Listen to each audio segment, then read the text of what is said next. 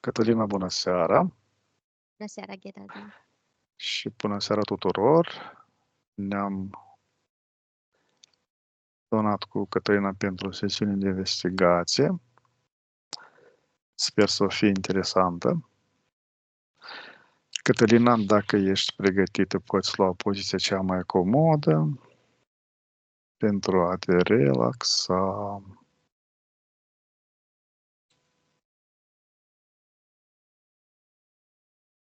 Eu voi număra descrescător de la 5 la 1 și în timp ce eu voi număra, corpul tău se va relaxa.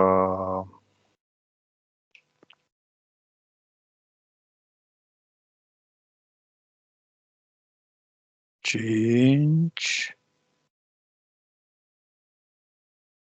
Simți cum corpul tău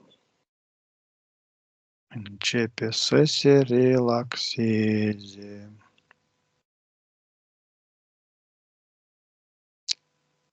El se relaxează din ce în ce mai mult cu fiecare respirație a ta.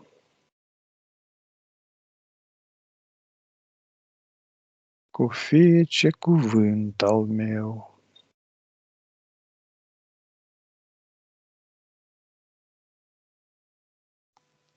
Patru.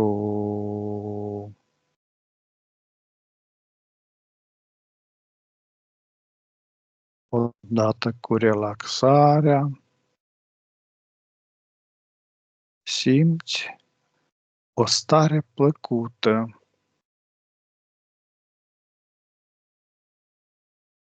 care îți inundă tot corpul tău.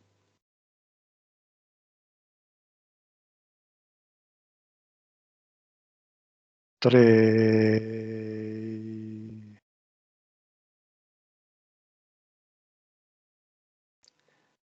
Împreună cu relaxarea, corpul tău tot mai mult și mai mult se îngreunează.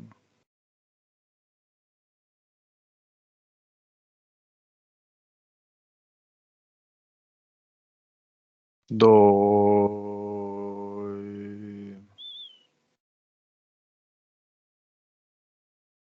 Nimic nu te mai deranjează.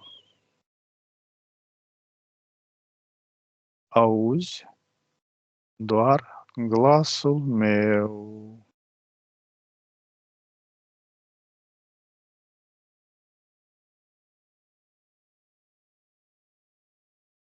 Și 1. Ești relaxată total. Ești detașată total.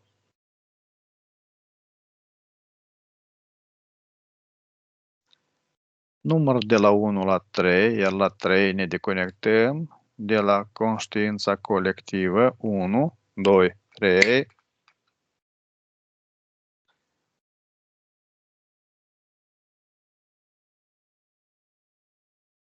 La 3 ne întâlnim în spațiu hipnotic. 1, 2, 3. Cătălina, cum găsești spațiu în jurul nostru?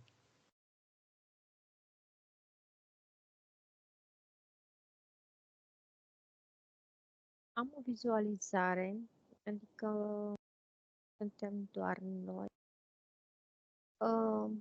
Este ca și cum în fața noastră ar exista o pată de lumină, să zic, ca un clac, o suprafață netedă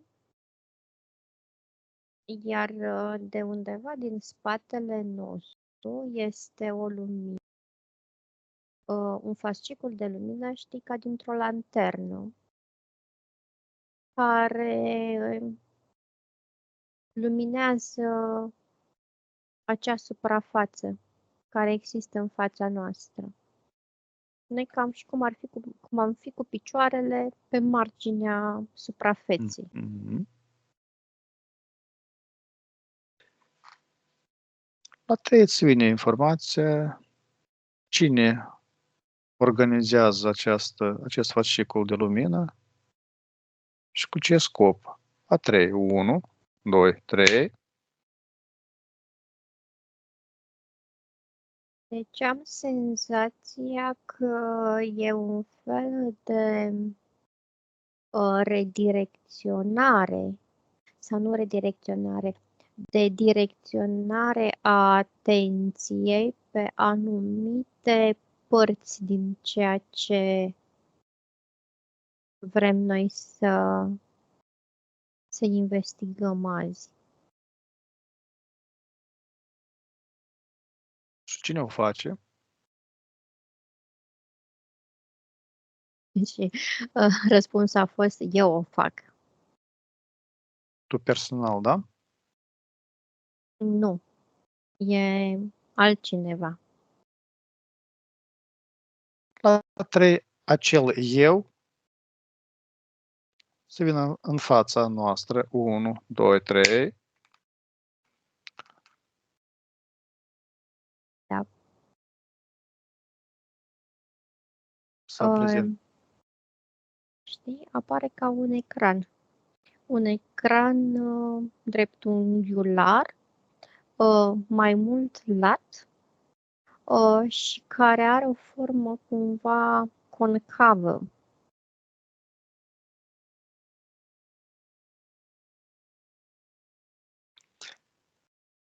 Deci am senzația că este cumva o proiecție a inteligenței artificiale. Acesta este Mhm. mesajul care îmi vine. Bine, Cătălina, la 3 blochez și elimin toate hologramele, toate măștile, toate iluziile induse. 1, 2, 3. S-a schimbat Acum, ceva. da, văd că s-a stins, s-a făcut ca un Mhm. paravan Mhm. negru, Foarte adică bine. nu-l mai văd, a dispărut. La 3 ne ridicăm vibrațiile personale și nivelul energetic până la maxima posibilă. 1, 2, 3.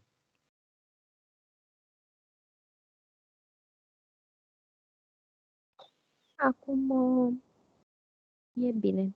Nu mai văd nimic altceva, nu mai simt. Minunat. Cătălina, număr de la 1 la 3, iar la 3 vizualizezi și scanezi toată informația legată de magie. 1, 2, 3.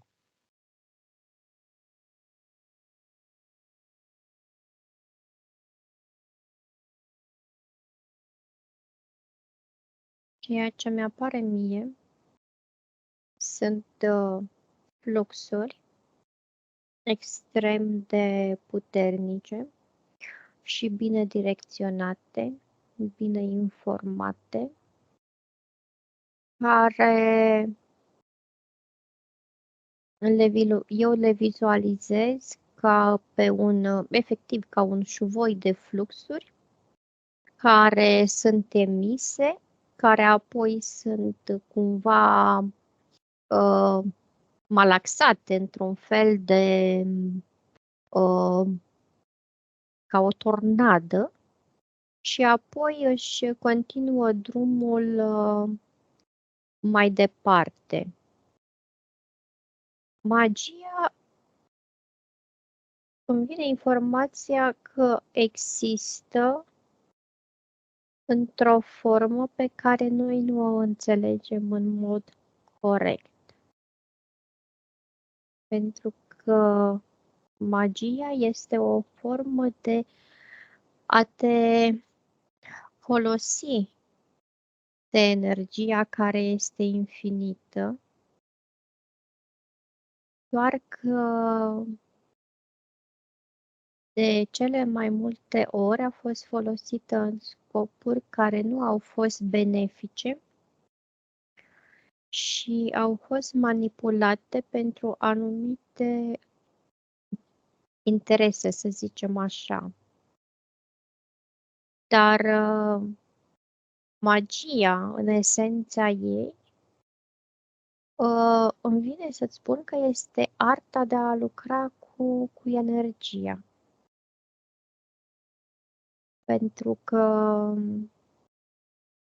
am așa o vizualizare cu o păpădie, știi? O păpădie din aceea trecută care este doar puf. Și magia este exact așa, când folosești suflul tău, adică energia ta și o faci să zboare. Deci este ceva, magia o văd și o simt eu că în esență este total diferită de cum o percepem noi la nivelul de acum. Ca și informație. Adică noi când auzim cuvântul magie, imediat o identificăm cu ceva rău, malefic, dureros, cu energii de vibrație joasă. Dar nu este doar asta, sau cel puțin inițial nu a fost asta. Esența ei nu e deloc doar Negativ. Mă rog, ce Da. știm, ce înțelegem noi prin negativ.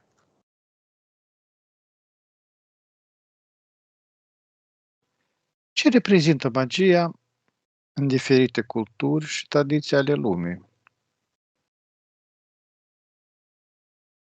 E interesant că prima imagine pe care am văzut-o a fost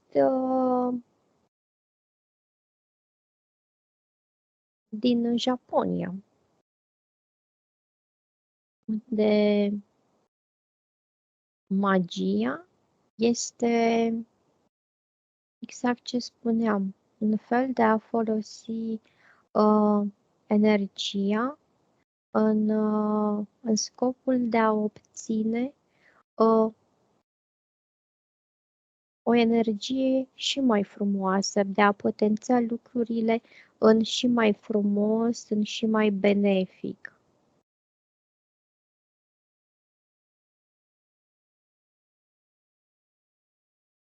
Apoi m-a dus următoarea imagine la niște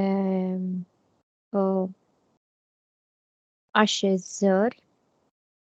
Cred că sunt undeva în Rusia, dar într-o zonă în care nu este populație foarte multă, sunt un fel de localități izolate, unde aici se practică niște ritualuri cu o energie foarte grea, foarte puternică, aproape, să zic așa, animalică. Adică parcă n-ar mai fi conștiință umană acolo.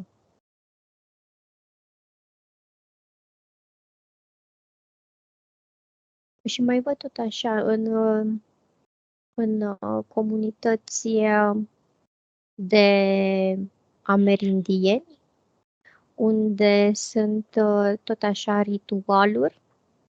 Aici văd ritualuri și pozitive și negative, adică cu intenție de a obține lucruri pozitive.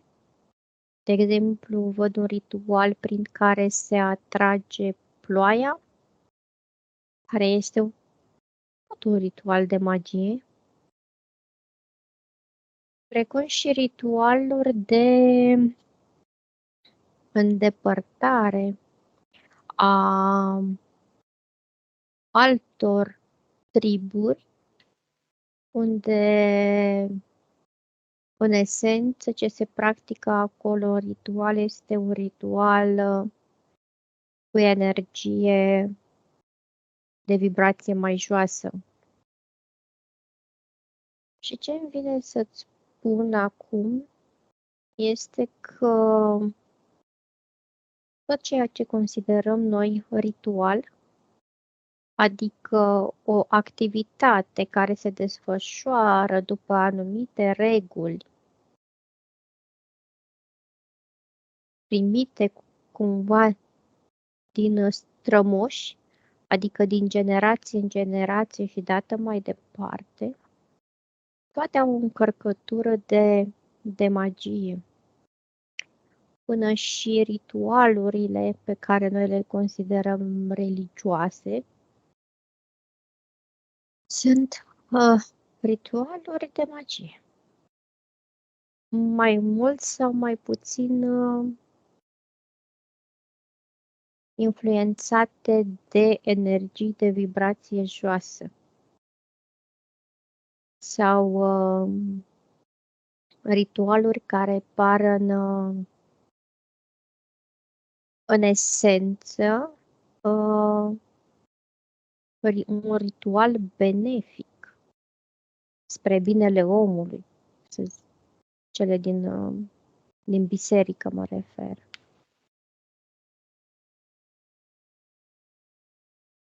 Deci magia îmi vine să zic că este peste tot în lume, este practicată într-un mod conștient sau inconștient de aproape toată lumea, până și cuvintele rostite dintr-o energie și o încărcătură energetică foarte puternică, poate deveni un ritual de magie, fără să fim conștienți de asta. Ai pronunțat de foarte multe ori cuvântul ritual. Da. Ce este un ritual? La 3 îți vine informația. 1, 2, 3. Ritualul este o activitate care se desfășoară într-un anumit timp, într-un anumit spațiu, atât timpul cât și spațiul determină anumite Condiții? Da, care sunt favorabile, Prielnice, adică da? care potențiază cumva Mhm. ritualul. Obiectele care se folosesc în ritual sunt obiecte care au o încărcătură căpătată din folosirea lor de-a lungul generațiilor în același tip de ritualuri, iar acest lucru iarăși potențiază energia ritualului. Persoanele care participă la aceste ritualuri sunt persoane care au în arborele lor genealogic alte persoane care au făcut acest lucru. Deci totul este legat de încărcătura din trecut, atât a locului, atât a obiectelor și, într-un fel, și a omului care înfăptuiește acel ritual. Deci asta văd, o energie care este acumulată și capătă tot mai multă forță prin repetiție, prin foarte multe repetiții. Iar regulile sunt foarte stricte și ele și de asemenea sunt transmise,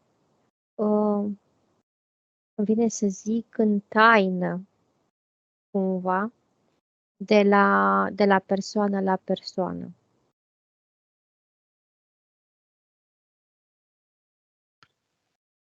Putem spune că este o procedură de programare a energiei, de o transformare. Ritualul. Da. În esență asta este. Și activitatea acestei programări, adică productul final acestei, este magia, da? Da.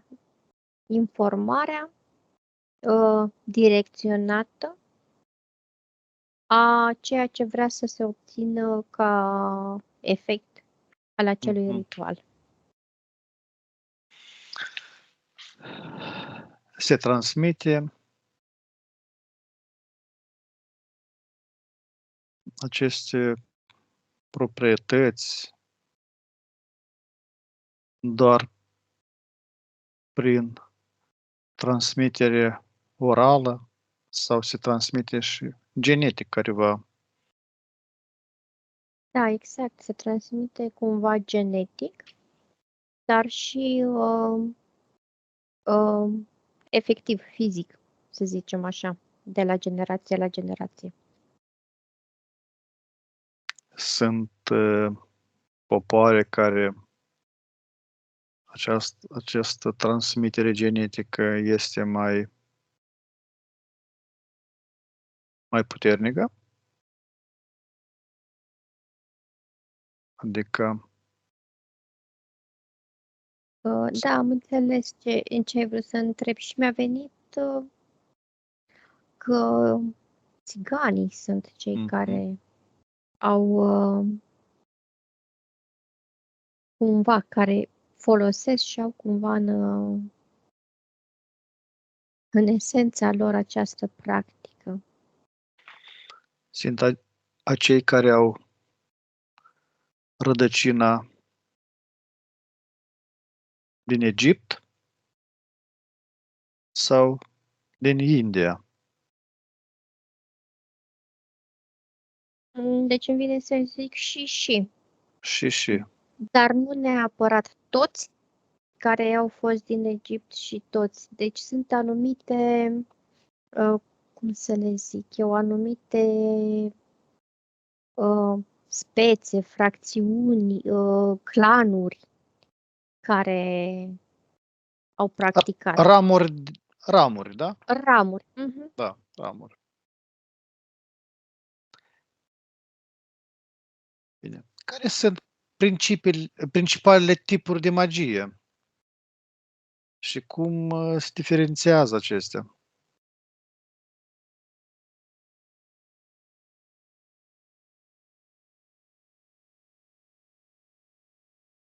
Prima dată, știi, în mod paradoxal mi-a venit informația că cea mai răspândită este magia albă.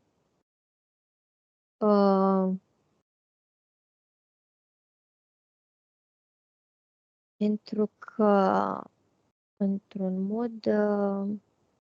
într-un fel paradoxal, toate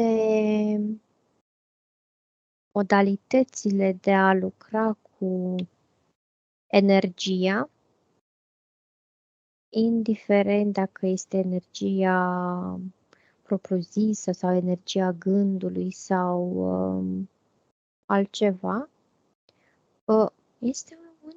Este magie. Pentru că se folosește un anumit tip de energie prin care, prin intenție și prin procedurile, care le faci, schimbi acea energie. Deci asta mie mi se pare că asta este de fapt magia. Momentul în care tu lucrezi prin intenție, cu energia și o informezi și o direcționezi în alte scopuri decât era ea inițial. Deși acest lucru, când văd eu aici cu magia albă, în mod normal este benefică. Dar noi nu considerăm că toate aceste tehnici energetice sunt magie. E doar un lucru cu energia pe care o simțim ca ceva benefic atât pentru propria persoană și poate și pentru alții. Și mai văd, știi, ceea ce noi numim magie neagră. Aici este același fel de a lucra, deci nu văd nicio diferență, doar că se lucrează cu energii de vibrație joase și cu intenții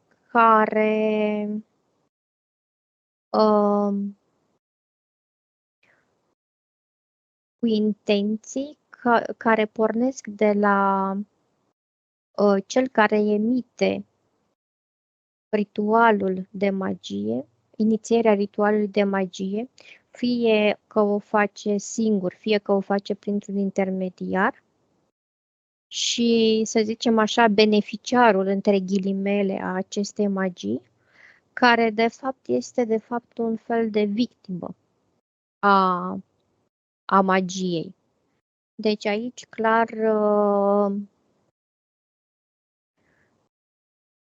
prin magie se folosește energia și intenția într-un scop pentru a obține beneficii pentru cel care inițiază, beneficii care sunt într-un fel sau altul în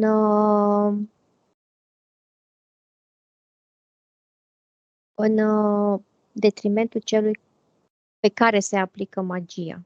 Nu știu dacă m-am făcut înțeleasă exact. Clar, la magia neagră este o victimă a magiei și o persoană care beneficiază de foloasele, să zic, pe care le obține de la victimă. Însăși viața este o magie? Da. Din clipa în care... Însăși nașterea este o magie, da? Da.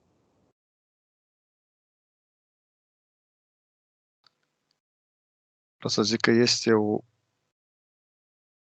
procedură de transformare a unei energii,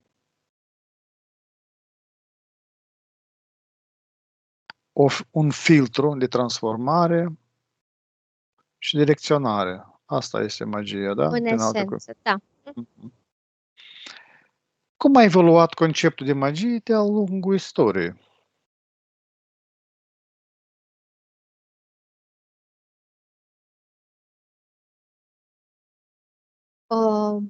Văd că s-a pierdut esența aceasta benefică a ei, tocmai prin faptul că nu se înțelegea de fapt la nivel conștient ce se întâmplă. Și au pus rezultatele, să zic, a magiei în neștiință de ceea și neînțelegând ce se întâmplă, pe seama unor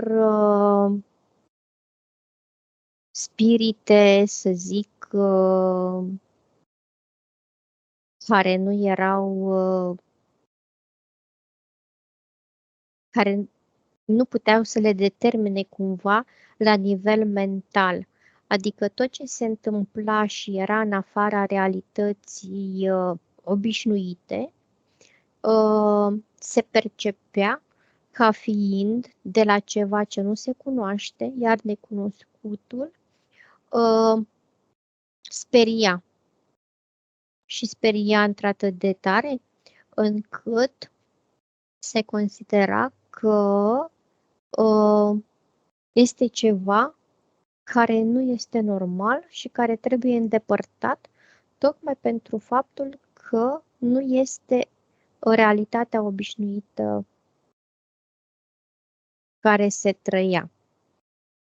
De aceea văd perioada aceea în care efectiv a fost se cheamă nu război. Inchiziție? Inchiziția, da. Și aia de vrăjitoare, deci nu-mi vine acum cuvântul. Când fiecare persoană care, să zic așa, lucra cu energiile, era considerată o persoană negativă și care nu aduce foloase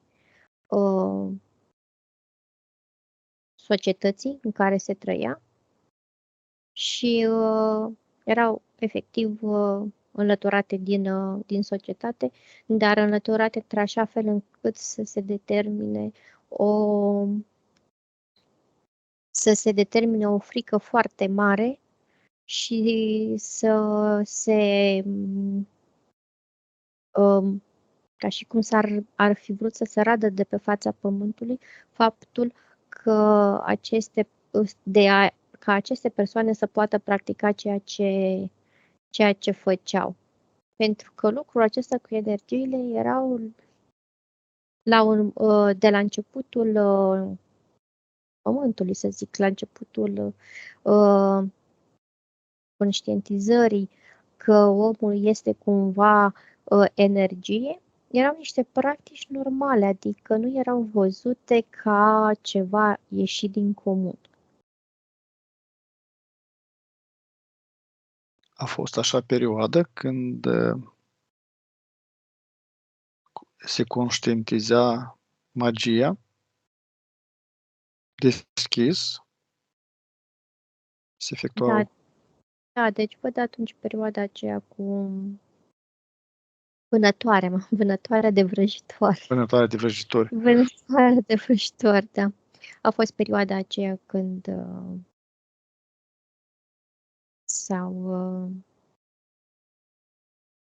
când de fapt religia a condus această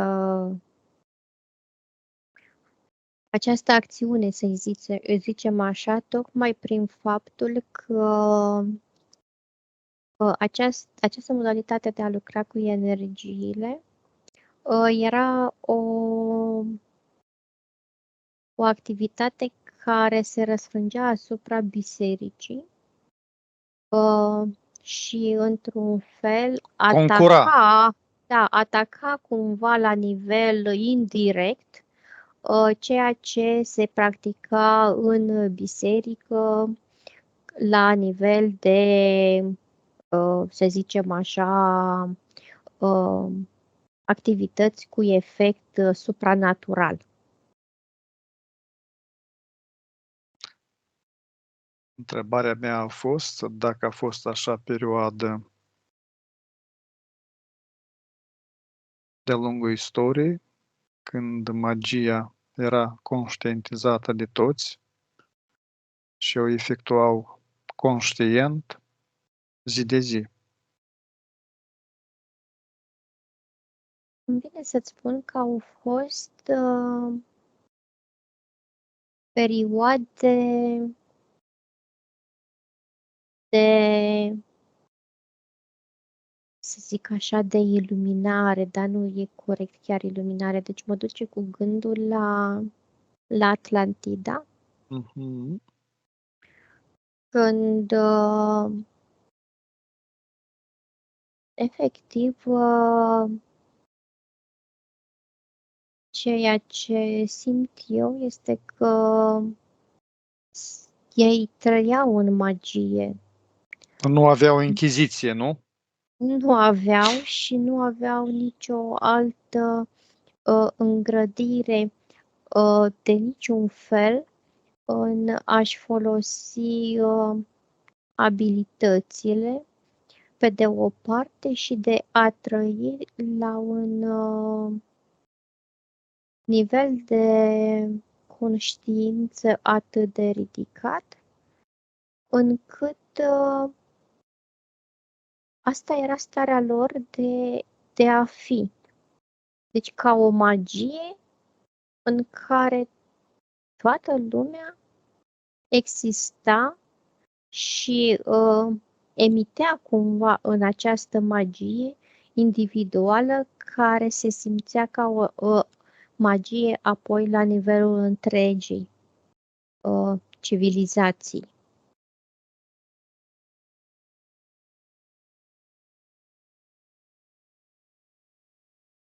Ce rol joacă magia în mitologie, în folclorul diverselor popoare?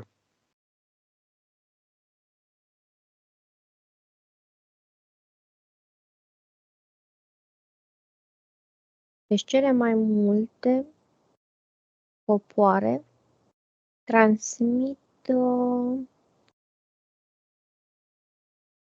prin magie exact această energie care este o energie negativă. Parcă s-a uitat esența inițială și s-a canalizat pe faptul că magia este ceva care nu este benefic, care este malefic. E ca și cum s-ar fi pierdut. Chiar sunt curioasă să văd în dicționar ce scrie la magie. Magia a devenit magie egal rău. Și peste tot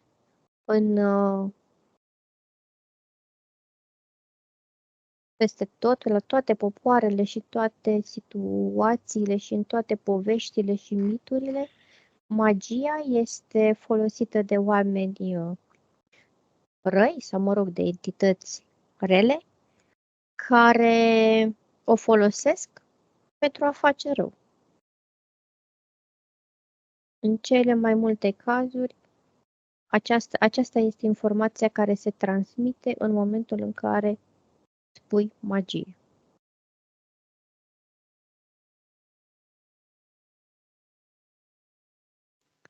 Cuvântul magie are careva sinonime?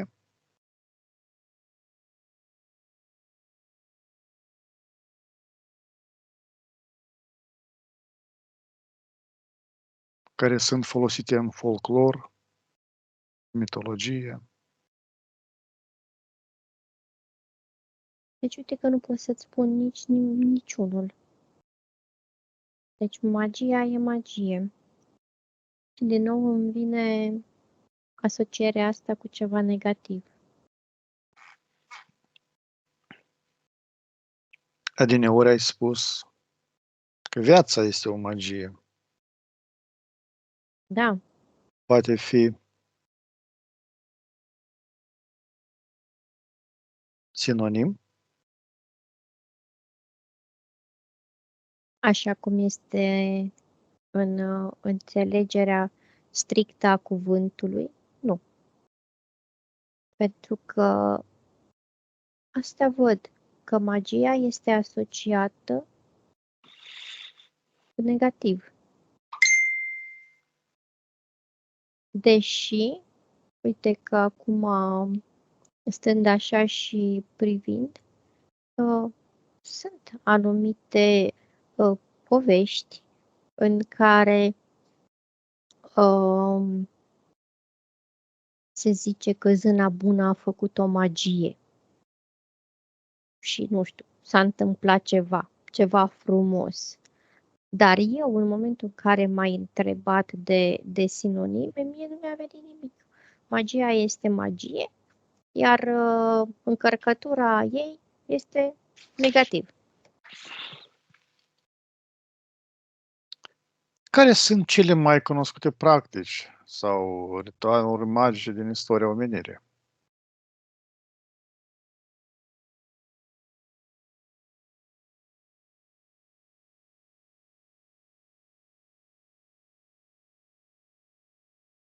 Deci, prima imagine pe care am avut-o au fost de sacrificii umane. Sacrificii umane care erau folosite pentru a îndupleca zeii, zeitățile la care ei se rugau, pe care ei le știau că sunt deasupra lor. Sacrificiile umane erau ca niște ofrande. Deși acolo nu se considera că este magie. Dar mie imaginea asta mi-a venit prima dată în fața ochilor. Văd iar acele acțiuni prin care se cheamă ploaia pe de o parte când era nevoie și mai sunt același fel de acțiuni care îndepărtează norii, să zic, deci care influențează într-un fel atmosfera, adică partea aceasta de a chema ploaia, de a respinge furtuna. O văd foarte, foarte des practicată. Dar nu, atunci nu era asociată cu acest cuvânt magie. Deci doar ca și ritual.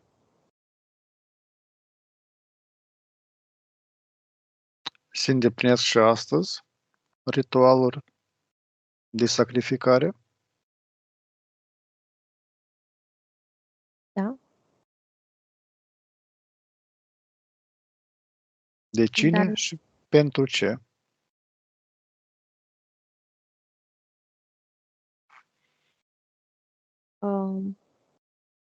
văd cumva că istoria se repetă. Adică,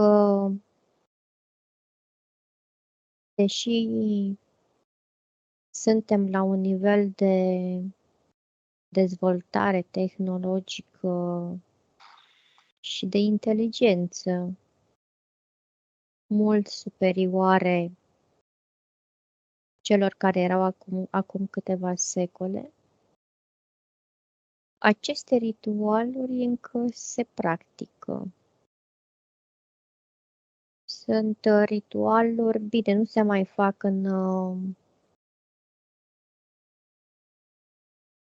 în cercuri cum erau altădată, acum le văd într-un fel foarte bine secretizate și sub o taină cumva a grupului respectiv care practică,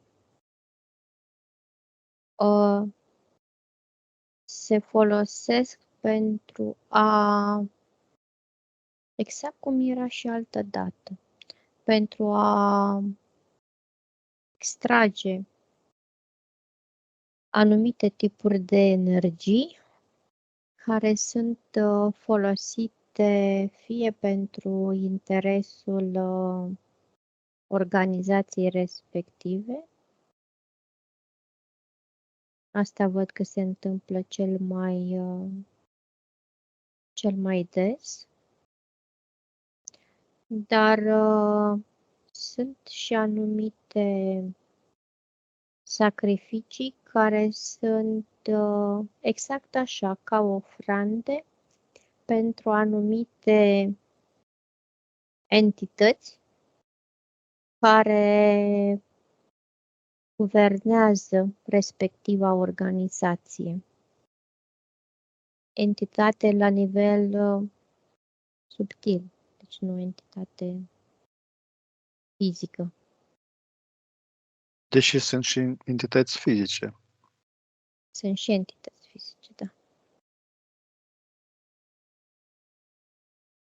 Ai amintit, cred că a doua oară, despre entități. Tot timpul o magie este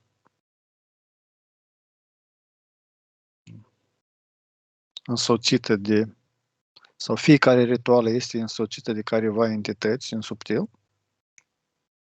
Da. Care este rolul lor? De a potența într-un fel acțiunea care se dorește, rezultatul care se dorește prin acțiunea de magie.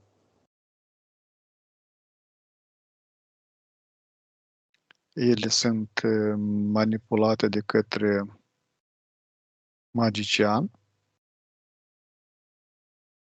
În cea mai mare parte, da.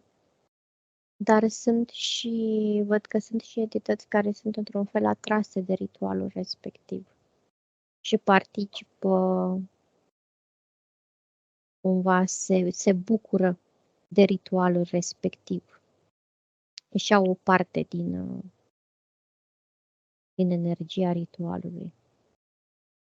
În special persoanele care se ocupă de magie și o fac asta conștient, sunt umani?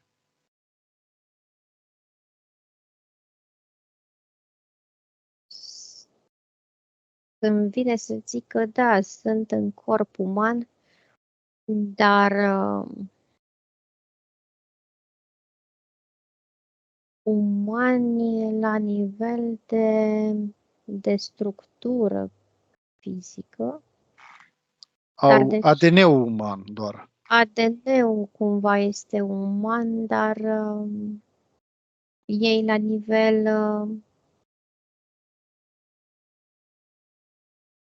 de, nu știu cum să-ți descriu, Cocktail genetic, da? Da, așa, și informațional nu sunt umane, adică îi văd cumva că au în structura lor diverse entități cu care lucrează, Colaborează, da? colaborează sau pe care le cheamă și colaborează cumva cu ele. O fac asta conștient? Da, Adică da, sunt conștiente cu ce lucrează, adică ce invocă ca și ajutor. Dar îmi vine să zic că este o parte care într-un fel, nu este conștientă. Pentru că ceea ce văd eu, ce simt eu, este că, ce te-am zis și mai înainte, pe lângă ceea ce se invocă și ceea ce este, se pot cumva alipi și alte entități care sunt pe aceeași vibrație. Știi, e ca și cum ar veni un șuvoi de apă după o ploaie foarte mare, știi? Tu o iei și o canalizezi pe aia, dar pe lângă ea mai este și poate să mai fie și ceva care te depășește, dar este atras într-un fel de acea energie.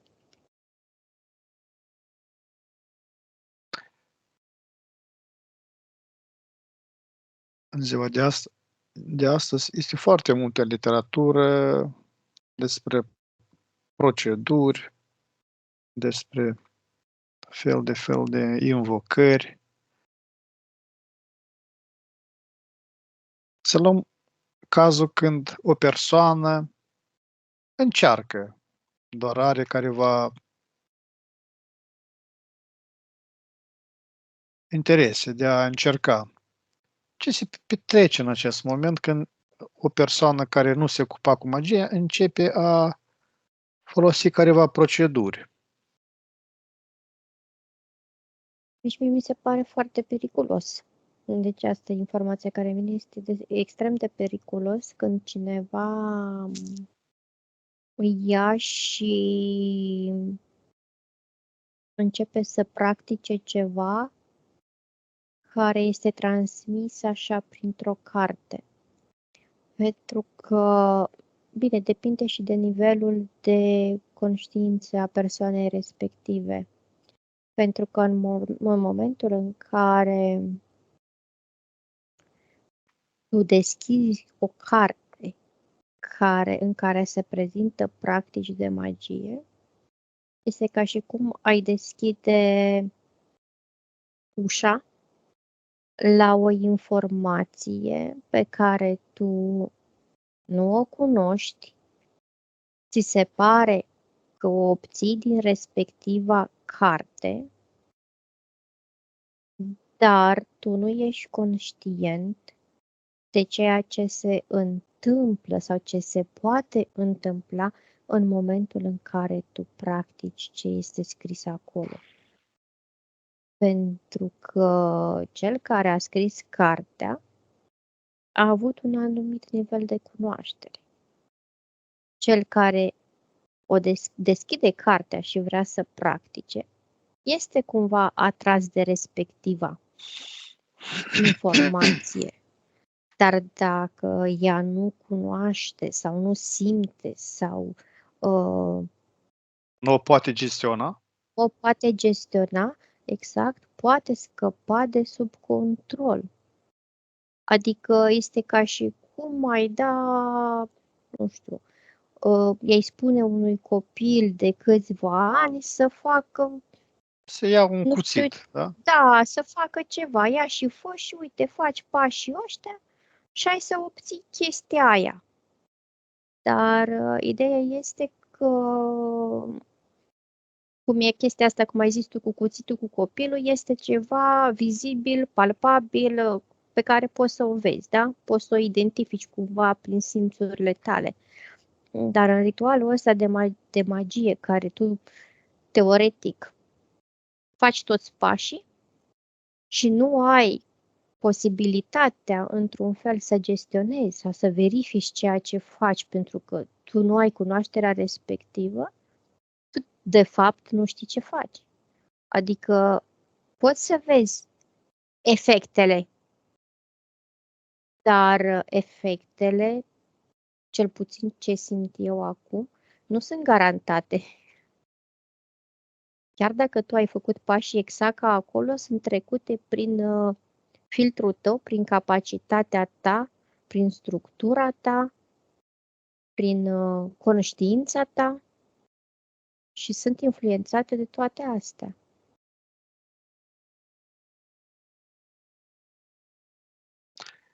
Cum percep oamenii magia în societatea contemporană?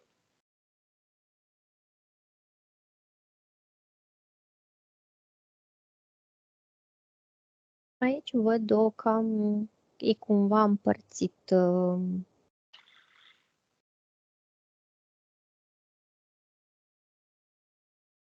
Împărțit populația înspre a înțelege de fapt ce este și asocierea aceasta care vine din trecut cu magia care înseamnă ceva negativ. Deși mare parte a populației, când spui magie, spui vrăji, vrăjitori, situații negative, frică, teamă. Majoritatea încă sunt rămași acolo, în această energie care a fost asociată din trecut, din sute de ani, adunată că magia este ceva negativ. Și mai este o parte a populației care asociază magia cu lucrul acesta, cu niște capacități care nu sunt neapărat perceptibile fizic și care înțeleg că magia este de fapt un lucru conștient cu ceea ce gândești, ceea ce faci, ceea ce simți, ceea ce intenționezi, ceea ce vrei să manifesti.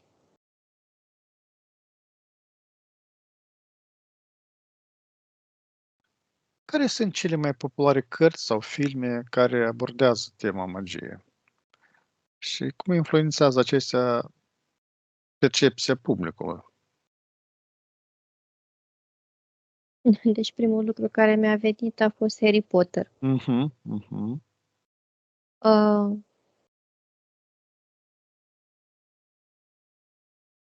deci este, raportându-mă la acest Harry Potter care mi-a venit așa ca primă informație, este un fel de a distruge mitul acesta că magia este ceva negativ.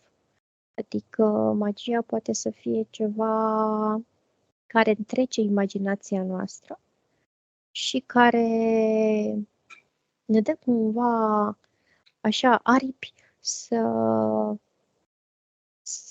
ne depășim cumva limitele, să vedem viața ca pe o provocare care ne pune la încercare limitele și dacă folosim aceste provocări într-un scop foarte bine direcționat, atunci se pot întâmpla lucruri foarte frumoase, plăcute și pe care ni le dorim în viața noastră.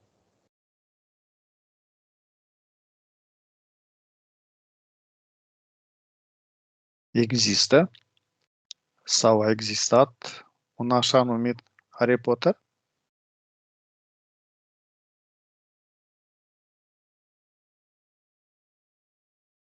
Și vine să zic că acest personaj nu este chiar 100%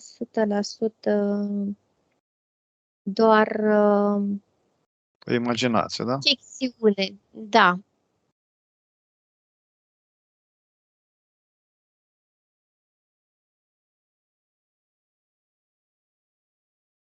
Există în ziua de azi careva instituții specializate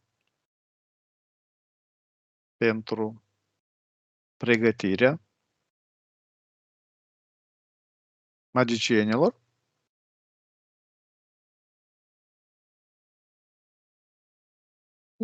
văd niște, ca și cum ar fi niște institute, niște colegii, cumva ceva genul foarte retrase, cumva, dar nu sunt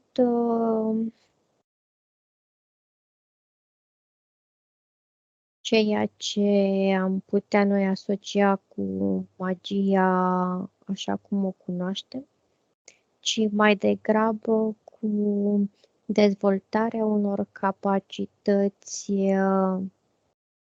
extrasenzoriale pe care, într-un fel, nativii le au.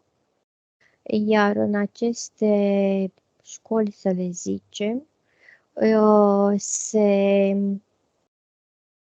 se formează și se dezvoltă și se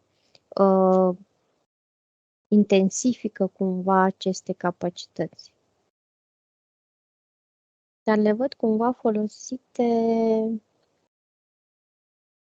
pentru a descoperi, să zic așa, anumite informații care sunt folosite în scop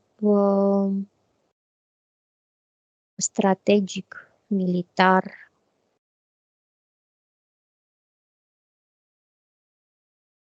Am imaginea asta cu persoane care se conectează la alte persoane, care le proiectează gânduri persoanelor respective, care, mă rog, ceea ce am numit noi control mental, care dirigează anumite mase, deci nu numai o persoană, mase mai mari de persoane din puterea gândului, care captează informații la distanță fără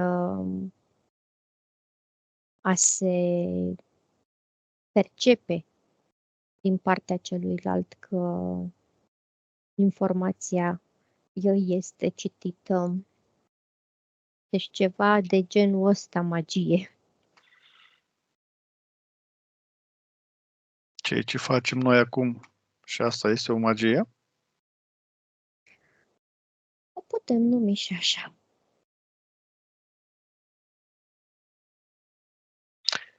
Ce legătură există între magie și religie în diferite culturi?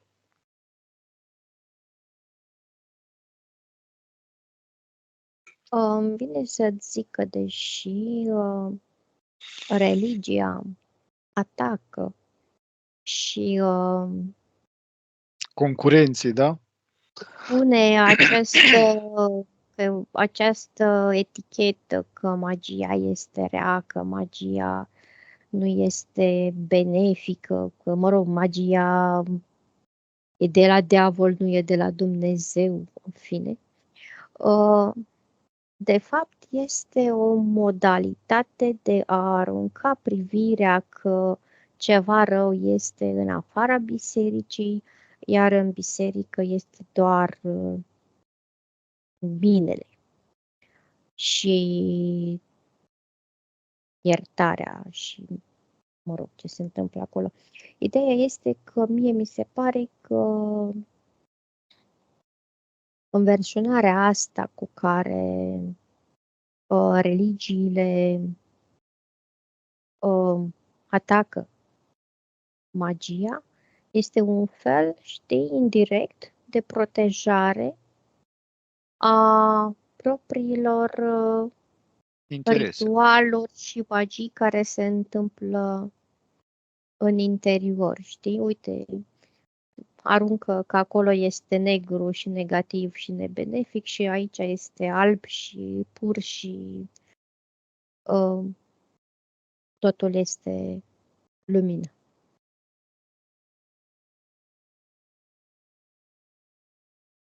Care sunt ritualurile cele mai răspândite în religia care se propagă la noi?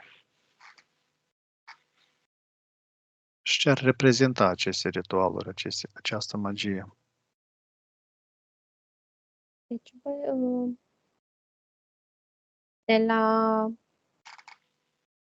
efectiv, de la intrarea în ordinul religios, adică din momentul în care este făcut preot, este un ritual de magie, pentru că prin el se fac niște conexiuni cu niște energii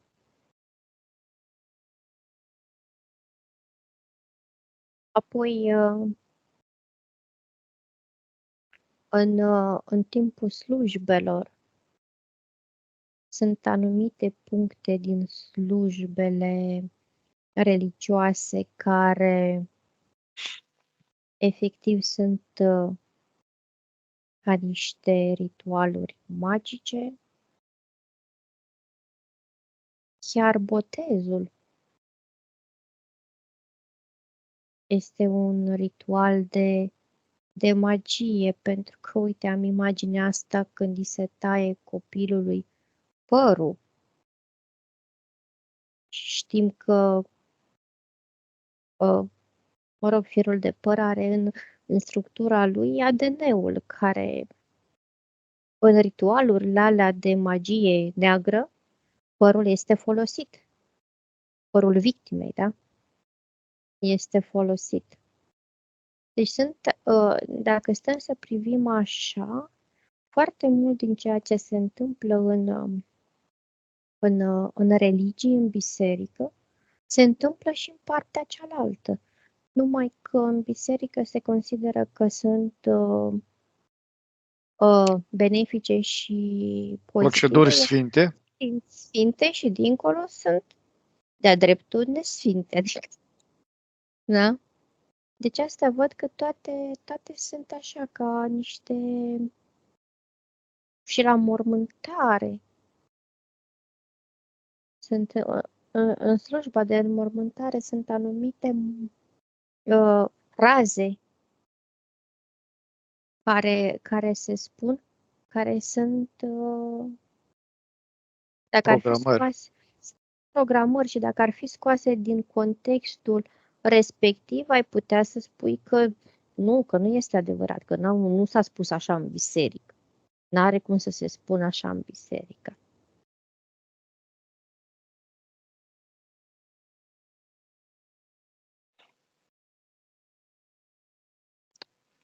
Cum este reprezentată magia în artă, artă vizuală, în artă, cultură?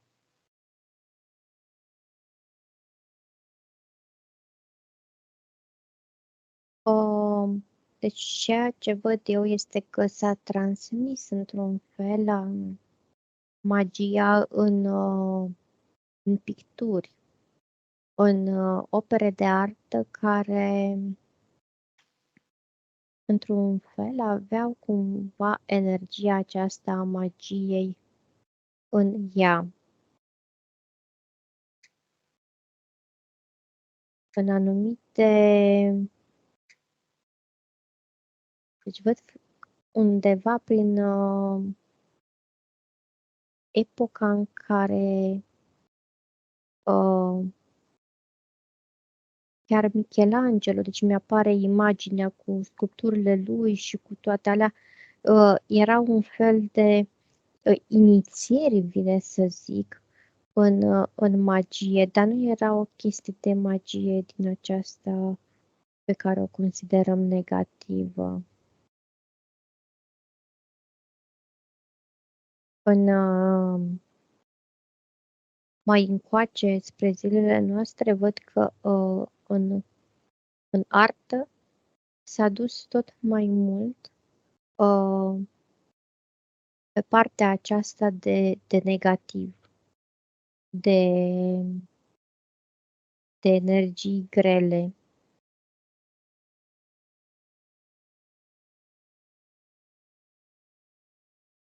Și în zilele noastre nu văd că există vreo asociere în artă a magiei cu ceva care să fie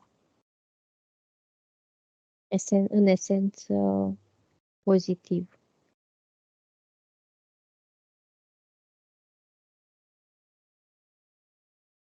Are un impact asupra celui care privește un tablou? Are, la nivel subtil are. Chiar dacă este magie, chiar dacă nu este, oricum are impact asupra subtilului. Pentru că transmit o emoție.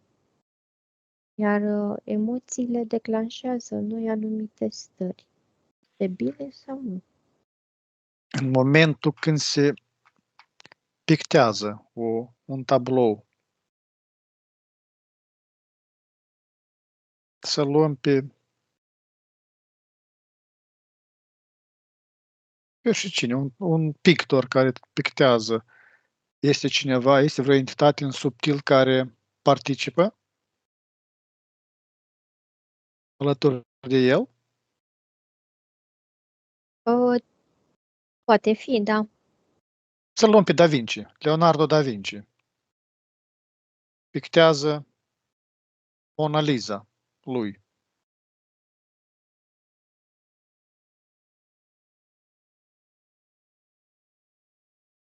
Uh,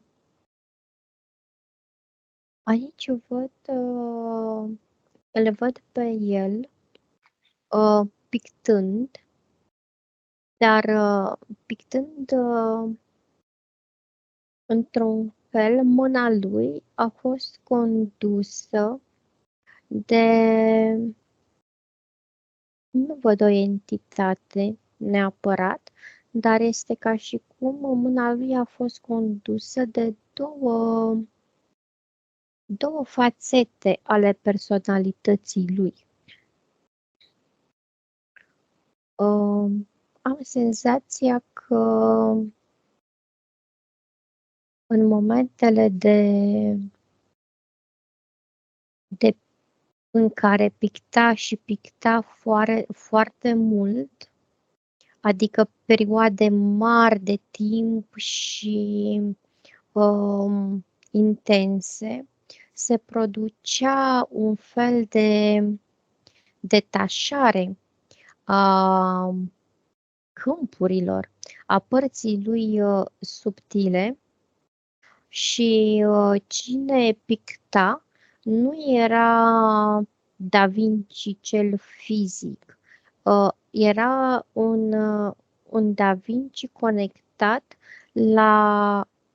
prin stările care le avea, la un fel de o conștiință extinsă, dar o conștiință extinsă tot a lui, deci nu a altcuiva, deci nu simt, nu văd că ar fi o influență externă, doar o conectare la o conștiință mai înaltă, dar care într-un fel îi făcea parte din el. Impactul asupra celor care îi privesc opera.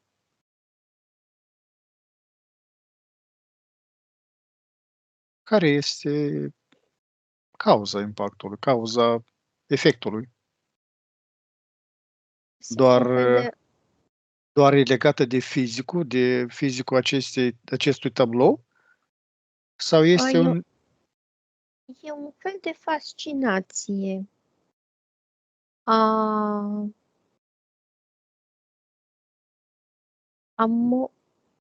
o fascinație într-un fel de, pentru că nu se înțelege cum s-a putut realiza la nivel fizic, material, Tehnic, da. tehnic ceea ce a făcut. Dar cred că este exact acea chestie asta, că nu e făcută numai din planul acesta fizic, ci este făcută prin conexiunea cu alte Este o planuri. operă și în subtil, nu? Da.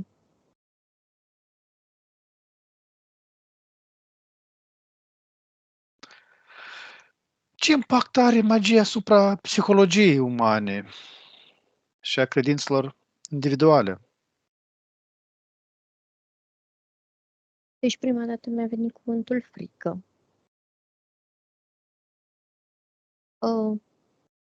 Frică și teamă și Și deci când ai spus magie, mie mi-a venit așa cuvântul blestem. Că în ziua de azi nu este neapărat că este magie, dar foarte mult se asociază cu blestemul și frica despre ceea ce se întâmplă dacă se folosește asupra ta acest blestem, care teoretic blestemul e tot o formă de magie. Deci în ziua de azi, oricum ceea ce simt este că induce foarte multă frică.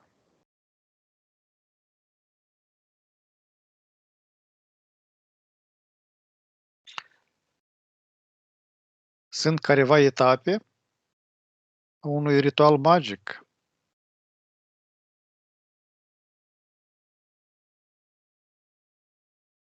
Da, pentru că informația care îmi vine mie este că totul se face după trecând prin aceste etape care sunt foarte bine definite. Acum nu știu dacă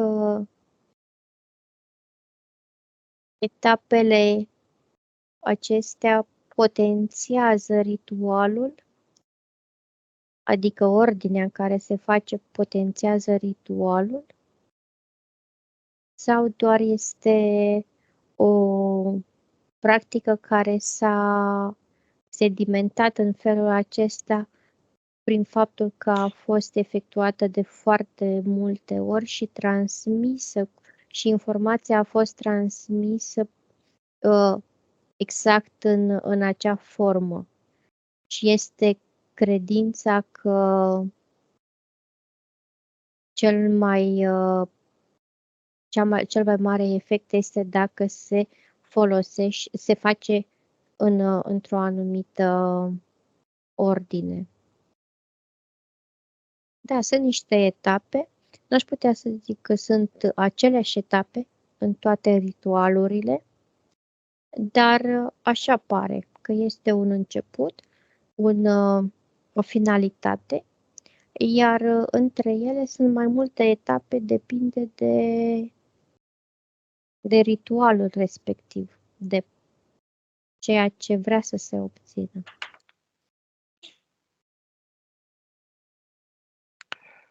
Care sunt principalele diferențe între practicile de magie albă și cele de magie neagră? Îmi vine să zic că singura diferență care este intenția. Intenția cu care o faci. Atât.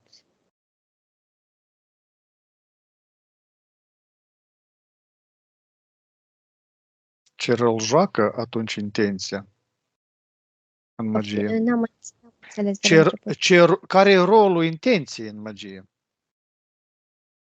Scopul pentru care o faci. Pentru că intenția este cea care este motorul începerii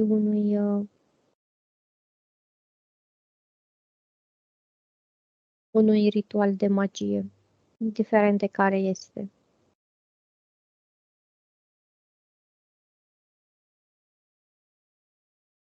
Adică una este să îmi pun intenția ca prin ceea ce fac eu, să zic, nu știu, informez o cană cu apă, da? Intenția mea este să o informez cu ceva care mi este benefic, da? Adică cu intenția mea este una spre bunăstarea mea, spre a avea niște rezultate benefice, pozitive, da?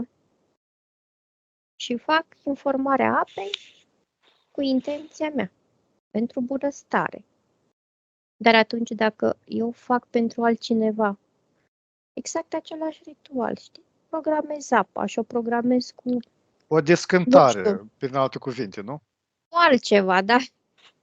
care să provoace ceva care să nu-i fie benefic persoanei respective. Atunci, intenția, într-o parte este benefică, într-o parte este malefică. Dar eu fac același ritual, da? Adică informez apa. Eu emit, dar energia din care emit și intenția cu care emit este diferită. Practic, fac același lucru. Instrumentele sunt aceleași? Exact, dar intenția este diferită. Magia și politica în ziua de astăzi. Este o tangență, o legătură.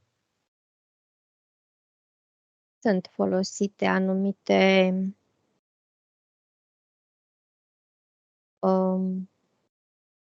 proceduri, să zic așa, care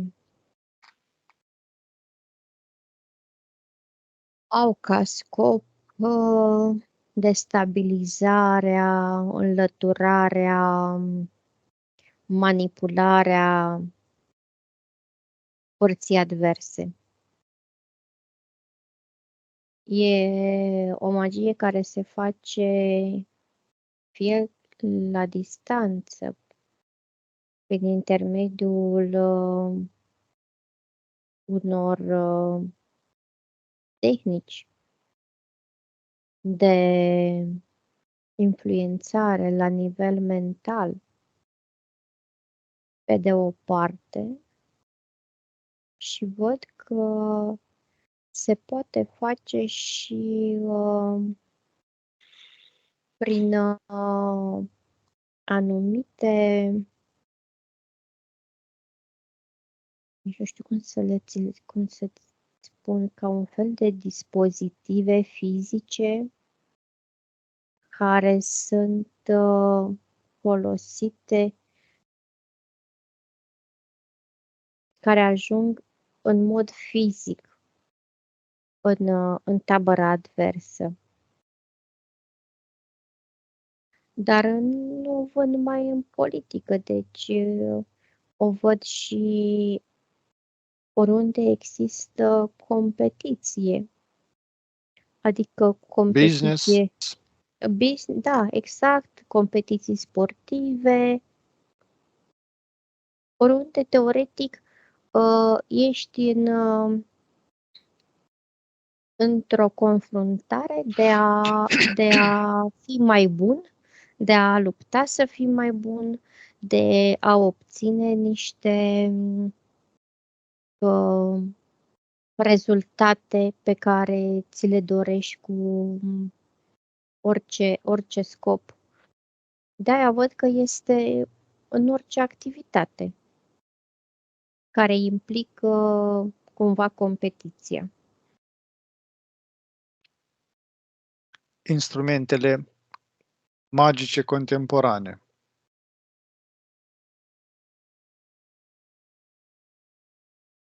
Mass media.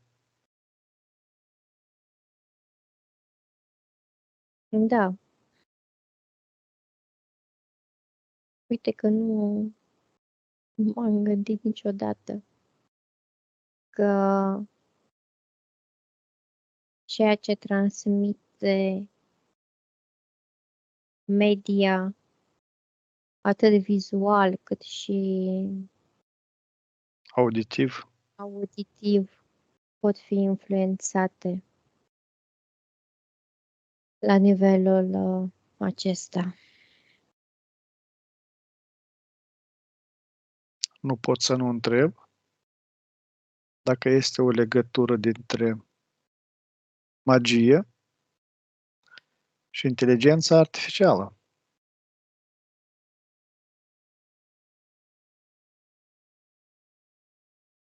Răspunsul meu este nu.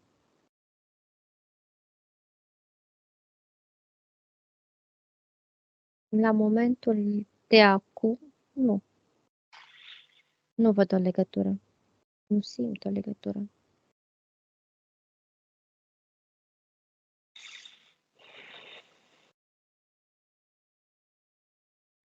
magia și etica. Este vreo legătură?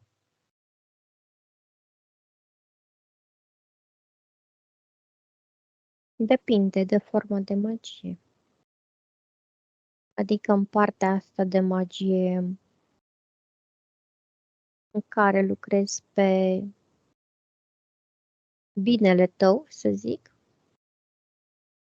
da, este o legătură, o legătură directă, dar în momentul în care lucrezi pentru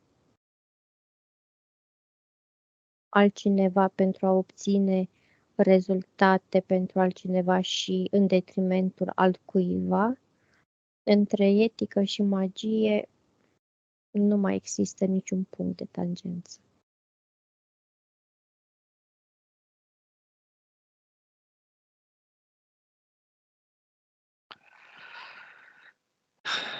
Deși, din punctul celui care, să zic, dacă este o persoană care mijlocește prin magie îndeplinirea pentru a obține un rezultat, atunci el, deci mulți percep că ceea ce fac este corect. Pentru că cel care îi cere acest lucru este într-un fel cel care inițiază, el doar execută ceea ce îi se cere. Deci, din punctul ăsta de vedere, cel care face, adică să zicem magul, da? Poate să spună că el face ceva etic, adică face ceea ce îi se cere.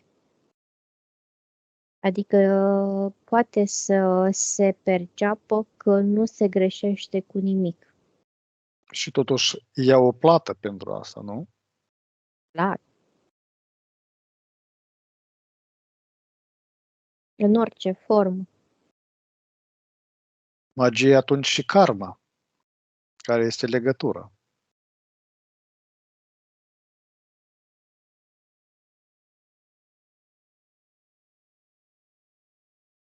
Deci nu văd o legătură directă, adică în sensul că magia să-ți determine karma sau karma să fie influențată de magie.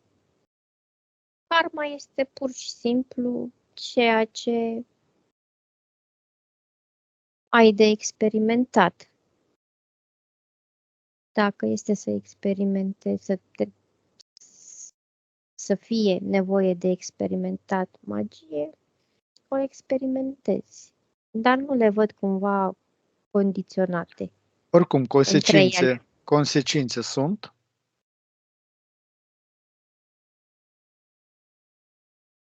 Clar că dacă asociem karma cu ceea ce avem de rezolvat din trecut, da? Și purtăm cumva din trecut niște bagaje legate de Povară. magie, așa, atunci oricum se va declanșa și în viața asta pentru a fi rezolvate. Dar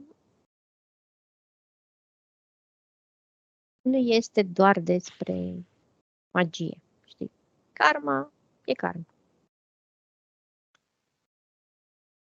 Cătălina, am ajuns la finele sesiunii.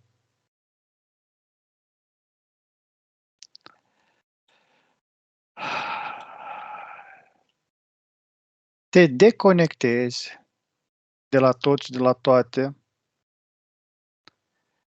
Te voi număra de la 1 la 3, iar tu te vei întoarce aici, în prezentul din care îți vorbesc. 1. Simți cum corpul tău devine din ce în ce mai ușor și îl simți corpul liber și leger, te simți bine și minunat. 2. Simți o stare benefică în tot corpul tău. 3. Ridică-ți frecvența la valoarea ideală pentru tine și simți cum corpul tău recuperează forța și energia. 4. Te simți liberă, împlinită, energică și fericită. 5. Ești aici și acum.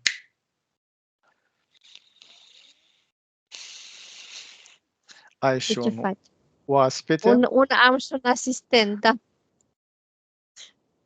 un magician. Hai. Da, un magician. Cred că e Cătălina, ora de masă. da, îți mulțumesc mult pentru participare la sesiunea de investigație. A fost foarte interesantă. Sper să le placă și celor care o să ne privească. Le mulțumim și lor că ne vizualizează sesiunile și le spunem la revedere. Numai bine. Pe curând!